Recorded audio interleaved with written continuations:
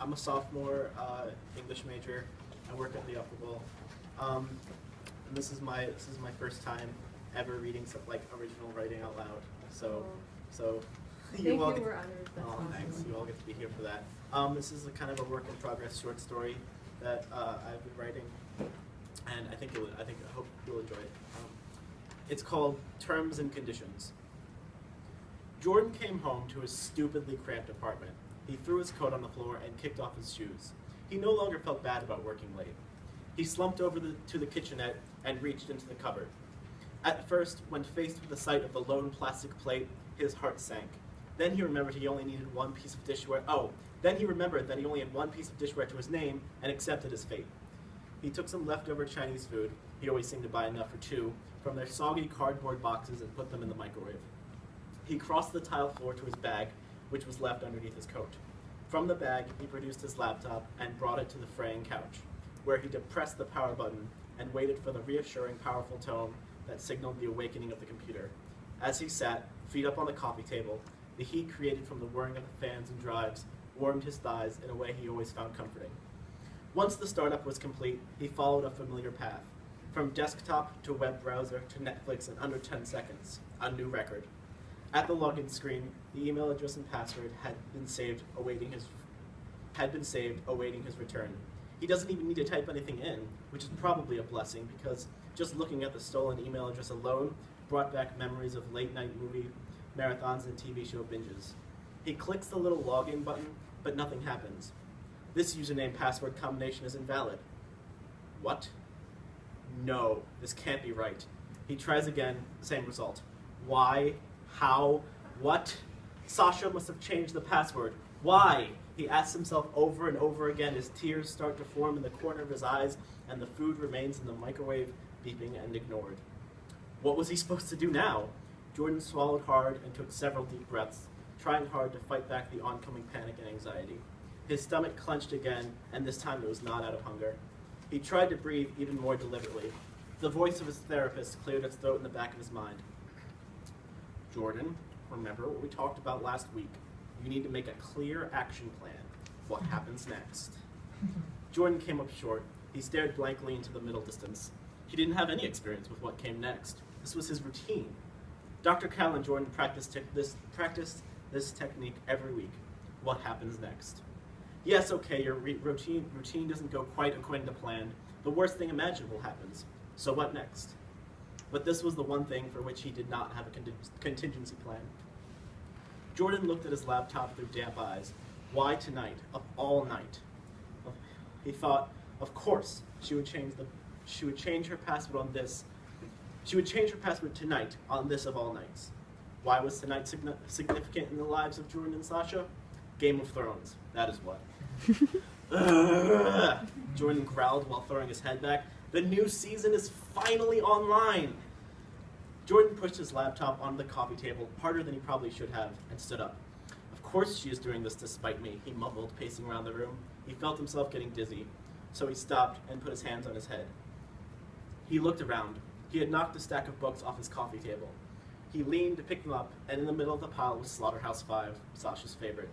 The smallest details of the cover brought back in Jordan countless memories and sensations.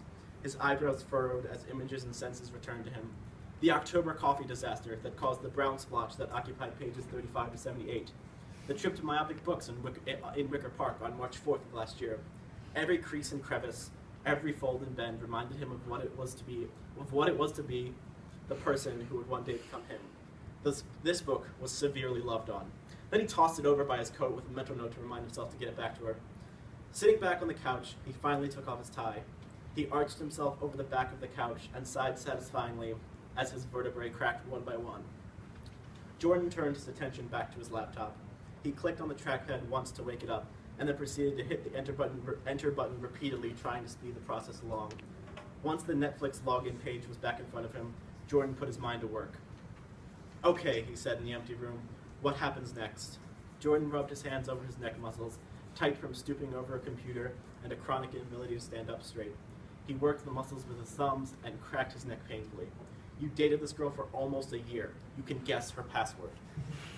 Jordan stared at the small off-white box that said password in translucent gray letters. He furrowed his brow and squinted in the most dramatic of ways. Jordan, all fury and consternation, eyes squinched like some curler lining up his shot, looked at the laptop sitting on his coffee table, which looked, well, like a laptop. Jordan reached the keyboard and slowly and deliberately pressed one letter down at a time. Wolf Lover 94. Nope. Why he tried that one? That was so amateur. Sasha 0714. Her name and birthday. Nope. Faulkner. No. Westerville. Okay, it wasn't her hometown. Kyoto, where she studied abroad. Marshall, her first dog. Strawberry, favorite ice cream. Lobster, favorite seafood. International Klein Blue, favorite colors. None of these worked. And again, Jordan got rejected. Why couldn't he get this? She wasn't some evil genius or computer wizard. Did she have a program to make up a 64-bit random password that only she knew what was going on? He suddenly remembered that there was sweet, sweet food waiting for him in the microwave. At least he still had that. As he took his now lukewarm food, his only thought was that now he had to clean his one plate. He allowed himself a moment of reflection and thought about having one plate is a major inconvenience in his life. He couldn't really begrudge Sarah for taking for taking the plates. She had paid for them. He was just glad that she forgot one. It was in the dishwasher, so he could continue to actually eat like a civilized person. Sitting back down on the couch, Jordan's mind started to relax. Why couldn't he guess the password? Apart from any disappointment at not being able to watch the season of Game of Thrones, he was shocked at his inability to guess a 5 to 20 character word that Sasha definitely had made up. He wondered how well he actually knew her. He looked down at his feet. He missed coming home from work and watching Netflix, eating the dinner that Sasha had made. It was their only time together. He wasn't sure if it was her he missed or the regularity of their lives. Jordan sighed, feeling all his remaining energy rush to leave his body. Slipping a hand into the pocket of his jeans that were, in all actuality, too tight for his figure, Jordan pulled out his phone. He paused for only a second to look at himself in the shiny obsidian screen before he clicked the phone open. He brought up his contacts with a tap and crawled through the list of friends, family, and acquaintances. He hesitated for another 3 breaths.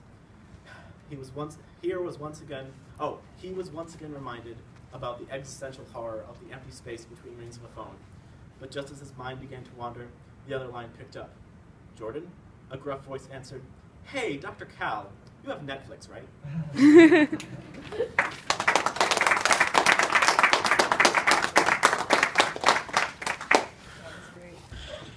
Still recording.